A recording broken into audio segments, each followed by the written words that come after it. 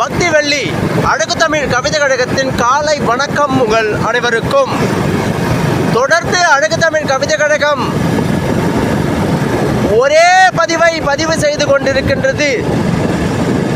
வாழ்க்கை அழகு, இயற்கை அழகு, வாழ பழகு.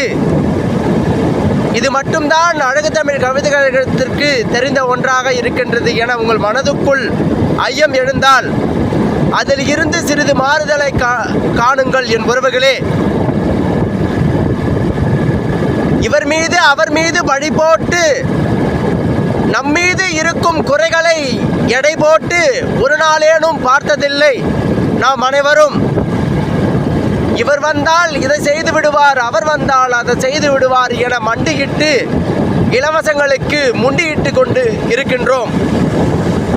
இந்த இலவசங்கள் எல்லாம் எப்படி வருகின்றது என ஒரு நாளேனும் சிந்தித்து பார்த்தால் தெரியும். மொத்தம் மக்களிடையே வரும் வரிபணத்தில்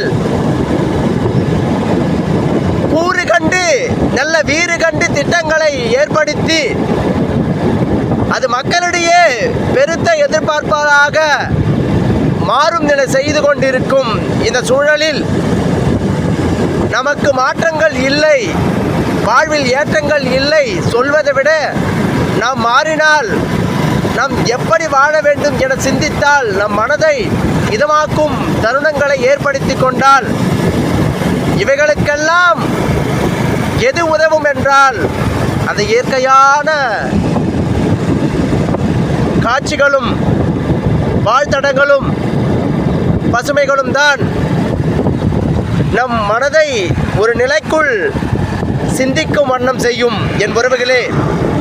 அதனால்தான் தினம் தினம் இயற்கையோடு அழகான வாழ்க்கையை வாழுங்கள் என்ற ஒரு பதிவுகள் இருந்த வண்ணம் தொடர்ந்து கொண்டிருக்கின்றது.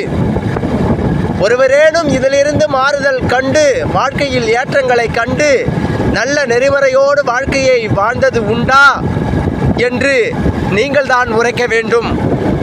வாழ்க்கை அழகு, வாழ பழகு என்பது தொடரும் பேச்சாகத்தான் இருக்கும் என் உறவுகளே.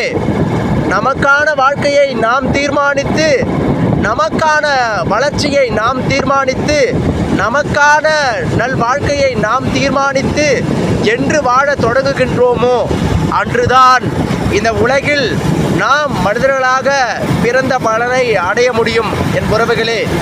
எப்பொழுதும் அழகு தமிழ் கவிதை கழகம் மாறுபட்ட சிந்தனையில் இறங்கும். இது நிகழ்ந்தால் வாழ்க்கை அழகு, வாழ பழகுங்கள்.